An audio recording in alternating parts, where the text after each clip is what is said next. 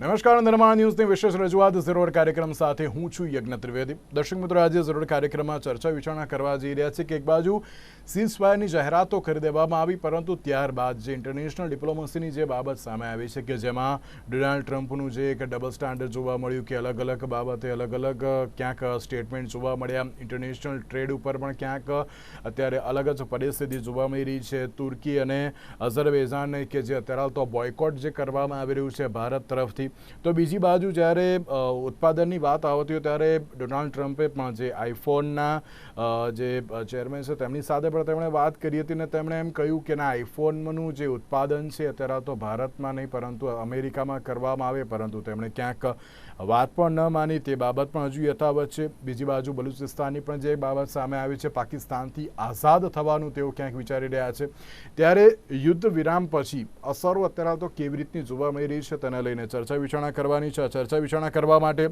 અમારી સાથે જોડાઈ ગયા છે શ્યામ મલિક સર કે જેઓ ડિફેન્સ એક્સપર્ટ છે, જાનવી સોનૈયા કે જેઓ પત્રકાર છે, અને પદ્મિનભાઈ બુચ કે જેઓ બેન્કિંગ અને એમએસએમઈ કમિટી જીસીસીઆઈના એડવાઇઝર છે। જે આપ ત્રણનું સૌથી પહેલાં તો સ્વાગત છે। જાનવીજી, શરૂઆત હું આપનાથી કરવા માંગીશ। જાનવીજી, જે પ્રમાણે યુદ્ધ વિરામની જે અસરો અત્યારે હાલ તો જે જોવા મળી રહી છે, સીઝ ફાયર બાદ જે અલગ અલગ પરિસ્થિતિ છે, મારે શરૂઆત સૌથી પહેલાં તો ડોનાલ્ડ ટ્રમ્પથી કરવી છે। આપે તો અમેરિકી ઇલેક્શનને ઘણું નજીકથી અત્યારે જોયું છે, તેની ઉપર તમે ઘણું વર્ક પણ કર્યું છે। ડોનાલ્ડ ટ્રમ્પના જે ડબલ સ્ટાન્ડર્ડ જે જોવા મળી રહ્યા છે, એક બાજુ અલગ વાત, બીજી બાજુ અલગ વાત। પહેલાં એમ કહે છે કે ના મેં સીઝ ફાયર કરાવડાવ્યું, પછી એમ કહે છે કે ના આ પરિસ્થિતિ ના લાવો, એપલને એમ કહે છે કે ના અહીંયા મેન્યુફેક્ચરિંગ ના કરો, અમારા ત્યાં કરો। એવી બધી જે આ બાબતો સામે આવી રહી છે, ડોનાલ્ડ ટ્રમ્પનું જે અત્યારે તો વલણ જોવા મળી રહ્યું છે, સૌથી પહેલાં તેને લઈને આપની પ્રતિક્રિયા। પેલા તો ડોનાલ્ડ ટ્રમ્પે અત્યાર સુધી ખાલી ઇન્ડિયા પાકિસ્તાન અને સીઝ ફાયર વચ્ચેની વાત નથી કરી, એમને તો એ બી ક્લેમ કર્યું છે કે રશિયા અને યુક્રેન વચ્ચે જે યુદ્ધ ચાલી રહ્યું છે કે પછી ઇઝરાયલ ને ગાઝાનો જે પ્રોબ્લેમ છે એ બધું જ એ સોલ્વ કરાવી દેશે। ઇનફેક્ટ એ ઇલેક્ટ નતા થયા ત્યારથી એ ક્લેમ કરે છે કે બધા યુદ્ધ બંધ કરાવી દેશે। અને ઇન્ડિયા પાકિસ્તાનની જે સિચ્યુએશન હતી એમાં તેમને પોતાની જાતને જ ક્રેડિટ આપી દીધું, પોતાની જાતને કોંગ્રેચ્યુલેશન્સ આપી દીધું, અને સ્ટેજ પરથી એમ કહી બી દીધું કે મને નોબેલ પ્રાઇઝ મળવો જોઈએ કારણ કે મેં ઇન્ડિયા અને પાકિસ્તાન વચ્ચે સીઝ ફાયર કરાવી દીધું। પણ મને એવું લાગે છે કે ઇન્ડિયા અને પાકિસ્તાનનો જે પણ ઇસ્યુ છે એ બાયલેટરલ જ છે, અને આપણે વાત ડોનાલ્ડ ટ્રમ્પની કરીએ છીએ, પણ ત્યારે ઇન્ડિયાના એક ફોર્મર મિનિસ્ટર જશવંતસિંહનું એક સ્ટેટમેન્ટ હું કહીશ। એમને કીધું હતું કે ઇન્ડિયા અને પાકિસ્તાન એકબીજાની ભાષા સમજે છે, એમને વચ્ચે કોઈ ઇન્ટરપ્રિટરની જરૂર નથી। એ ઇન્ડિયાનો બહુ ક્લિયરલી સ્ટેન્ડ રહ્યો છે। પણ અત્યારે આપણે જયારે ડોનાલ્ડ ટ્રમ્પને જોઈએ છે કે જે જયારે સીઝ ફાયરની વાત કરે છે, તો મને એવું લાગે છે કે ડોનાલ્ડ ટ્રમ્પ એ અત્યારે કહેવાય કે અરબ કન્ટ્રીઝમાં છે ત્યાં પણ એ પોતાની ડીલ્સ અને પ્રોફિટની વાત કરી રહ્યા છે। એક પોલિટિશિયન જે ડોનાલ્ડ ટ્રમ્પ છે તો એ નથી સમજતા કે અલાયન્સ, ફ્રેન્ડશિપ, એનિમીઝ, એમના માટે ડીલ અને પ્રોફિટ મહત્વના છે મોર દેન એનીથિંગ એલ્સ। અને એ જ આઈ થિંક આપણે જોઈ રહ્યા છે કે થોડા મહિનાઓ પહેલા જ જ્યારે ઇન્ડિયાનું ડેલિગેશન આખું યુએસમાં ગયું હતું અને આપણે એક પોઝિટિવ ટ્રેડ માટે આખી ડિબેટ કરી રહ્યા હતા, નેગોશિએટ કરી રહ્યા હતા, ત્યારે આપણને લાગ્યું હતું કે ઇન્ડિયા અને યુએસ એકદમ સ્ટ્રોંગ પાર્ટનર્સ બની શકશે જ્યારે ચાઇના ઉપર વધારે ટેરિફ્સ છે ત્યારે। પણ અત્યારે રિસન્ટલી જોઈએ છે that things have changed। અત્યારે આપણને એવું લાગે છે કે યુએસ અને Donald Trump are siding towards Pakistan.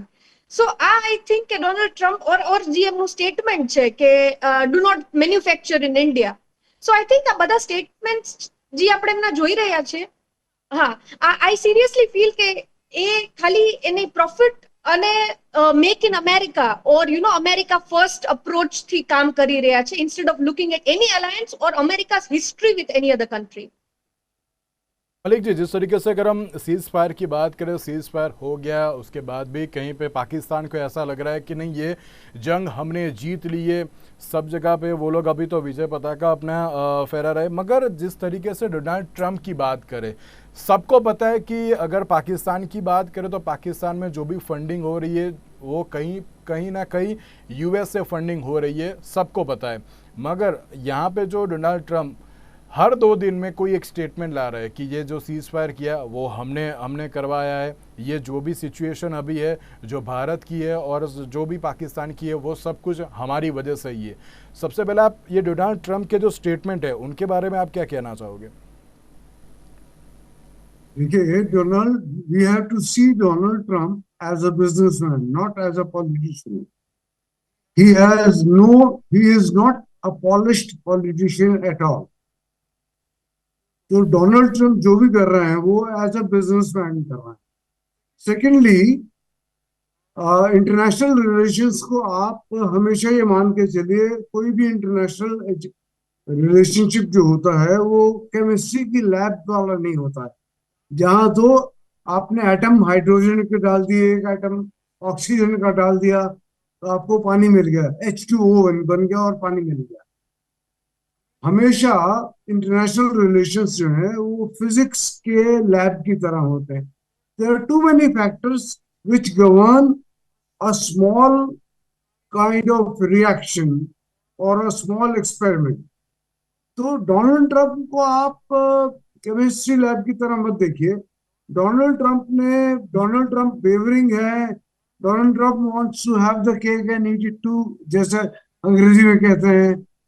But those people who hunt with the hare, or who run with the hare and hunt with the hounds, they end up losing both.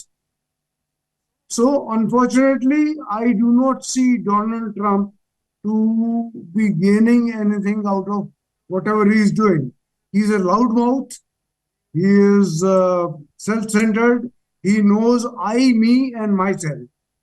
And हमें Donald Trump को आई मी my self के prism से ही देखना चाहिए. अगर हम उसको उस प्रिज्म से नहीं देख रहे हैं तो गलती हमारी है, ना कि डोनाल्ड ट्रंप की.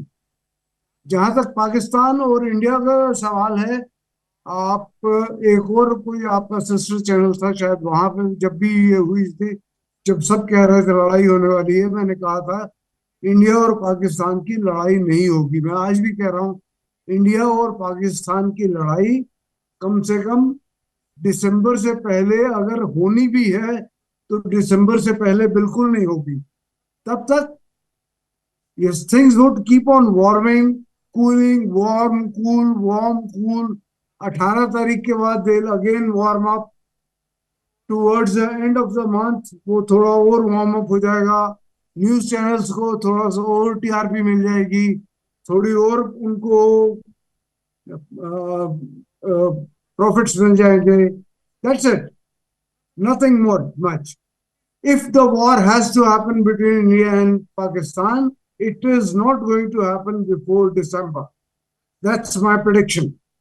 Okay. પદ્મિનભાઈ, આપ કઈ રીતે જોઈ રહ્યા છો? કારણ કે જ્યારે ઇન્ટરનેશનલ ટ્રેડની વાત થતી હોય ત્યારે આપણે દરેકની જોડે અત્યારે તો રિલેશન ઘણા સારા એવા છે, પછી યુએસ હોય કે પછી અત્યારે તો અન્ય કોઈ પણ દેશ કેમ ના હોય, પરંતુ જે પ્રમાણે યુદ્ધની પરિસ્થિતિ ક્યાંક જોવા મળી હતી, તણાવપૂર્ણ માહોલ હતો, આપણે પાકિસ્તાન સાથે તો જે પણ અત્યારે તો બિઝનેસ હતો એ બધો અત્યારે તો ક્યાંક રોકી લીધો. પરંતુ જે ડોનાલ્ડ ટ્રમ્પના જે સ્ટેટમેન્ટ્સ અત્યારે હાલ જોવા મળી રહ્યા છે, અલગ અલગ જે પરિસ્થિતિ જોવા મળી રહી છે, શું લાગે છે કે આ બધી કોઈ પરિસ્થિતિના કારણે આપણા જે ઇન્ટરનેશનલ જે ટ્રેડ છે જેને કોઈ અસર થઈ શકે તેમ? અમારી વાત સાચી છે, પ્રશ્ન સાચો છે. ઇન્ટરનેશનલ ડિપ્લોમસી બે પ્રકારની હોય છે, during war time and during normal time. અત્યારે આપણે વોર ટાઈમની અંદર વાત કરી રહ્યા છીએ, એટલે આપણે બધાના માઇન્ડસેટ ને વ્યૂઝ બી એનાથી થોડા ટંકાયેલા છે કે બાયસ છે. પણ let me tell you, war is also business now, because you know with arms and Malik સાહેબ બધા જાણતે war is a business now. So India, Bharat માટે આપણે એમાંથી નીકળવાની જરૂર છે કે આપણે war is not a business. સ્વમાન સાચવવા માટે જે જરૂર કરે બધું જ કરવાનું અને કરીશું અને કરતા રહીશું. પણ અધરવાઇઝ વોર ટાઈમ જે ડિપ્લોમસી છે ને એ શોર્ટ ટર્મ હોય છે, તાત્કાલિક અસરથી. ધારો કે આપણે પાકિસ્તાન સામે પગલા લીધા, બરાબર છે, ટર્કી સામે લીધા, એવું વ્યાજબી છે. પણ otherwise in international diplomacy no two countries are enemy forever. એ લોકો ઇઝરાયલ પેલેસ્ટાઇન બી પછી બિઝનેસ કરવાના જ છે. કારણ કે what is international business? International business શું છે? Give and tech.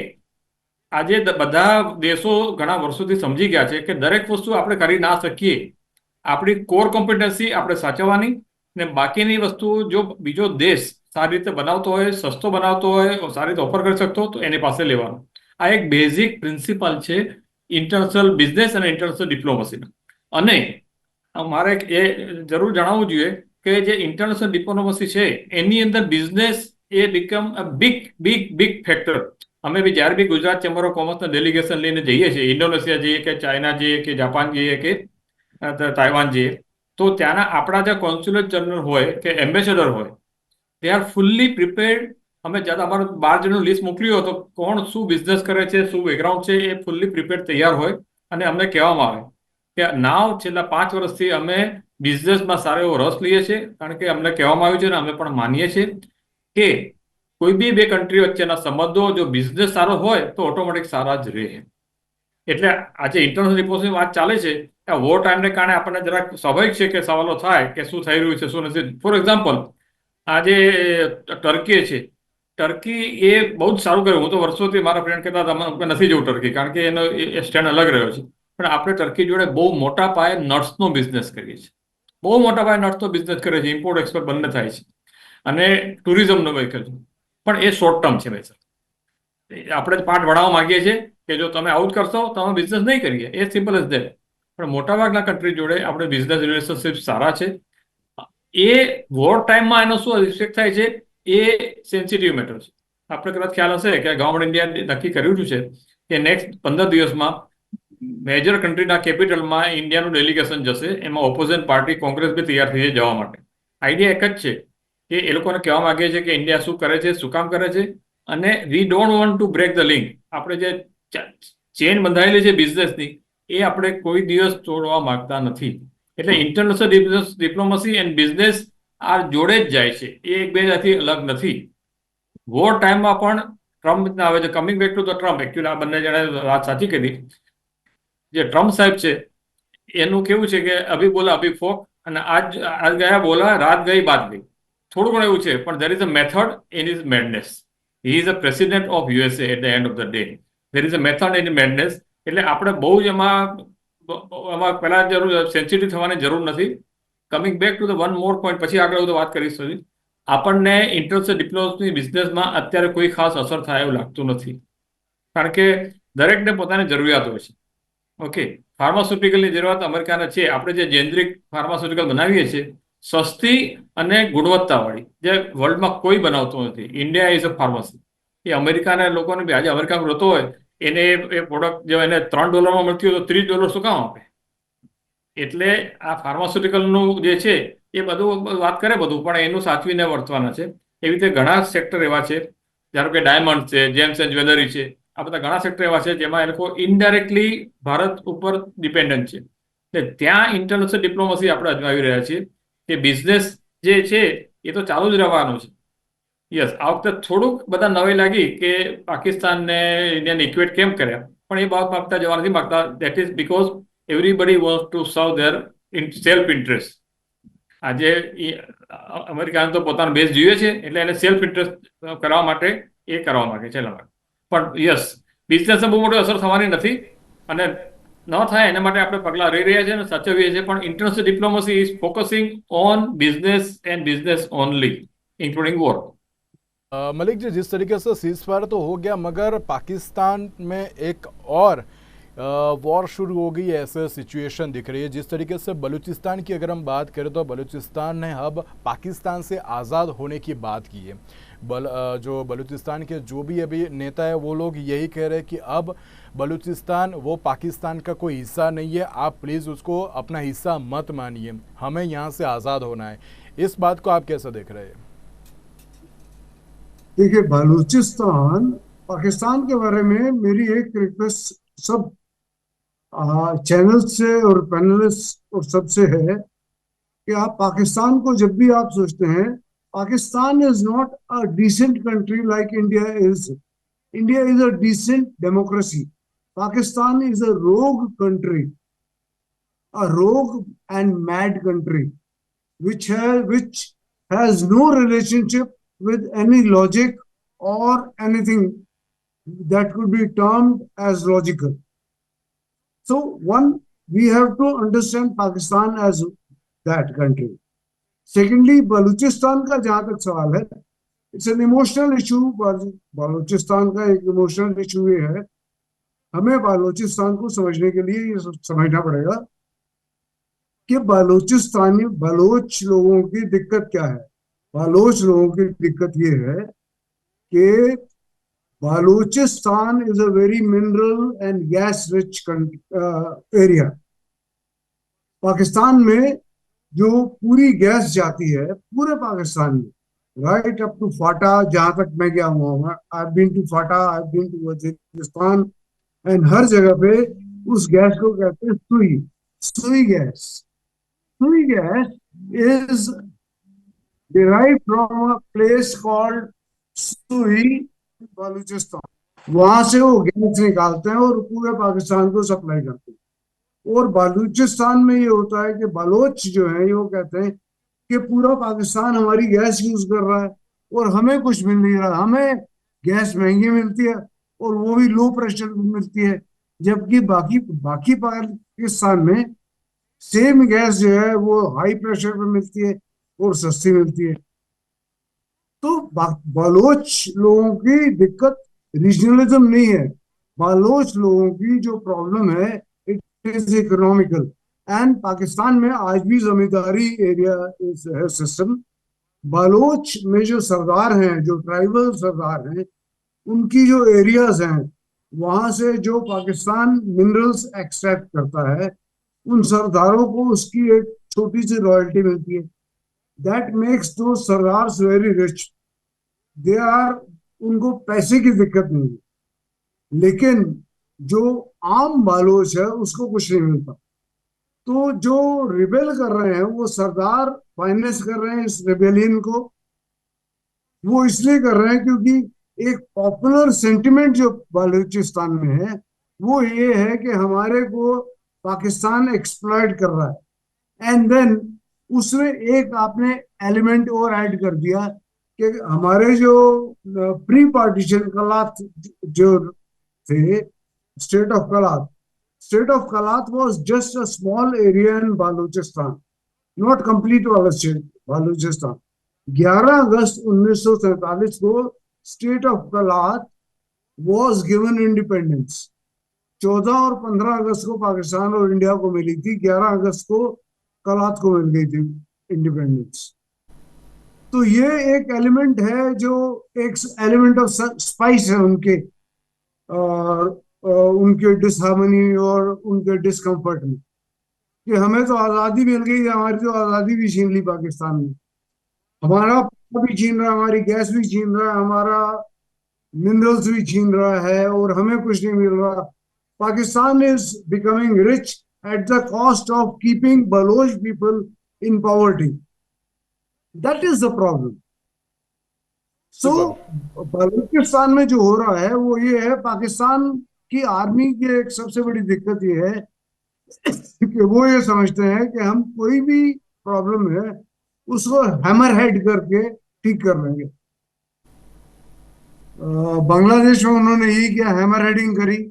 उन्होंने कहा हम पूरी नस्ल बदल देंगे, ये काले बांग्लादेशी इनको हम गोरा कर देंगे रेप कर करके। बलूचिस्तान में भी वो ये कह रहे हैं कि हम इनको पंजाबी सिखा देंगे रेप कर करके। ये Baloch women are going to produce Punjabi children. Now that is adding to their their woes. They are, जो डिस्कम्फर्ट है उनका और डिसहार्मनी है वो इसलिए ऐड हो रहा है। तो the problem, and thankfully the problem in Balochistan is the hammer-heading of Pakistan army, which thinks कि वो किसी भी चीज को मार पीट के ठोक ठाक के ठीक कर लेंगे। वो सिंध में हो सकता, बलूचिस्तान में नहीं हो सकता। जी जानवी जी आपने કઈ કહેવું છે? બલુચિસ્તાનના લીડર્સ એવું કીધું છે કે જો ઇન્ડિયા પાકિસ્તાન પર વોર કરે, કન્ટિન્યુ કરે, તો અમે બલુચિસ્તાનના જેટલા બી મેમ્બર્સ છે ત્યાંની જે આર્મી છે એ લોકો સપોર્ટ કરશે. આઈ સ્ટ્રોંગલી ફીલ કે પાકિસ્તાનનો સૌથી મોટો એનિમી ઇન્ડિયા નથી, એ ઇસ્લામાબાદ પોતે છે. અને સરે જેમ વાત કરી કે કે Pakistan is not a country કે જ્યાં કોઈ મેથડ હોય, it is all about terrorism. પણ આપણે આ જે ઓપરેશન સિંદૂર પછીની કે જે કોન્ફ્લિક્ટ સિચ્યુએશન થઈ ને, તો એક વસ્તુ દેખાણી મને કે પાકિસ્તાનના ફોરેન મિનિસ્ટર ભલે બહુ બ્લફ કરે છે, એ લોકો પાસે ડેટા નથી, એ લોકોની આર્મી કે મિલિટરી એટલી સ્ટ્રોંગ નથી, પણ એમની પાસે ડિપ્લોમેટિક સપોર્ટ છે. અત્યારે આશરે 15 જેટલા પબ્લિકેશન, ઇન્ટરનેશનલ પબ્લિકેશન શું જોઈ રહી હતી, તો એમાં ઇન્ડિયાની સાઈડ નથી, પણ એમાં પાકિસ્તાનના જર્નલિસ્ટ વાત કરતા હતા. એમની આખી જે કહેવાય ને કે ડિપ્લોમેટિક સ્ટેન્ડ છે એ પ્રેઝન્ટ થઈ રહ્યું હતું.